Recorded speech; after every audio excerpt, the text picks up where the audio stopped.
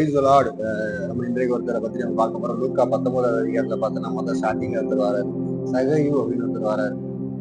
சகேயு வாழ்க்கையில ஒரு வரி வசூலிக்கிற ஒரு மனுஷனா இருக்காரு. ஆனா அவரோட கூட்டத்துல ஆண்டவர் வாராரு அப்படின்னு சொல்லி அவர் கேள்விப்பட்டா ஆண்டவர் பாக்குறதுக்காக ஒரு மரத்து மேல போய் ஏறி பாக்காரு. ஆண்டவர் பாக்காரு. ஆண்டவர் பார்த்து நேரா வந்து அவர்கிட்ட சகை கீழே இறங்கி வா, நான் அவன் வீட்டுக்கு தங்கணும் அப்படின்னு சொல்லி ஆசைப்படுறாரு. ஆண்டவர் வீட்டுல தங்குறாரு.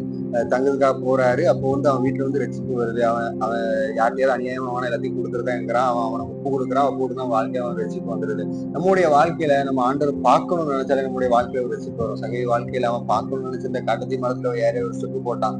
அதனால அவன் பார்க்க ஆசைப்படான். நம்முடைய வாழ்க்கையில நம்ம ஆண்டவரை பார்க்கணும், ஆண்டவர்கிட்ட பேசணும், ஆண்டவர் எனக்குள்ள வரணும், நம்ம என்ன ஒரு எண்ணம் வந்துட்ட நம்ம ஆண்டவர்கிட்ட ஜெபிக்க உட்கார்ந்தாலே போதும், நம்ம வாழ்க்கையில ஒரு மாற்றத்தை நம்மளால காண முடியும். நம்ம மனசுக்கோ நம்ம வீட்டுக்கோ நம்ம கூட உள்ள சுற்றி உள்ள மக்களுக்கு எல்லாத்துக்கும் ஒரு ஆசீர்வாதம் நம்மளால வாழ முடியும்.